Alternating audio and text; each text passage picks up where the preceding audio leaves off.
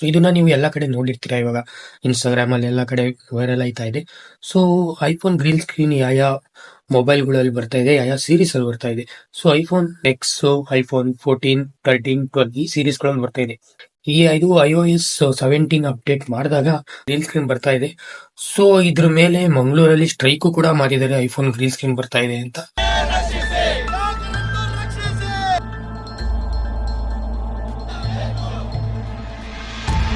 IPhone ನ ವಿರುದ್ಧ ಇವತ್ತು ಹೋರಾಟವನ್ನ ಮಾಡ್ತಾ ಇದ್ದಾರೆ. ಇದನ್ನ ಫಿಕ್ಸ್ ಮಾಡೋದು ಹೆಂಗೆ? ಸೊ ಐಫೋನ್ ನ ಫಿಕ್ಸ್ ಮಾಡಕ್ಕೆ ಆನ್ಲೈನ್ ಅಲ್ಲಿ ಹುಡುಕಿದ್ರೆ ನಿಮ್ಗೆ 3 ತರ ಕಾಣುತ್ತೆ. ಅದು ಏನಂದ್ರೆ ಮೊದಲನೇದು ಬಂದು ನೀವು ಐಫೋನ್ ನ ಫೋರ್ಸ್ ರಿಸ್ಟಾರ್ಟ್ ಮಾಡೋದು. ಮತ್ತೆ ಎರಡನೇದು ಬಂದು ನೀವು ಐಫೋನ್ ನ ಆಪಲ್ ಸರ್ವಿಸ್ ಸೆಂಟರ್ಗೆ ತಗೊಂಡೋಗಿ ಕೊಡೋದು. ಮತ್ತೆ ಮೂರನೇದು ಬಂದು ಐಟ್ಯೂನ್ಸ್ ಗೆ ಕನೆಕ್ಟ್ ಮಾಡಿ ಅಲ್ಲಿ ನೀವು ರಿಸ್ಟಾರ್ಟ್ ಮಾಡೋದು.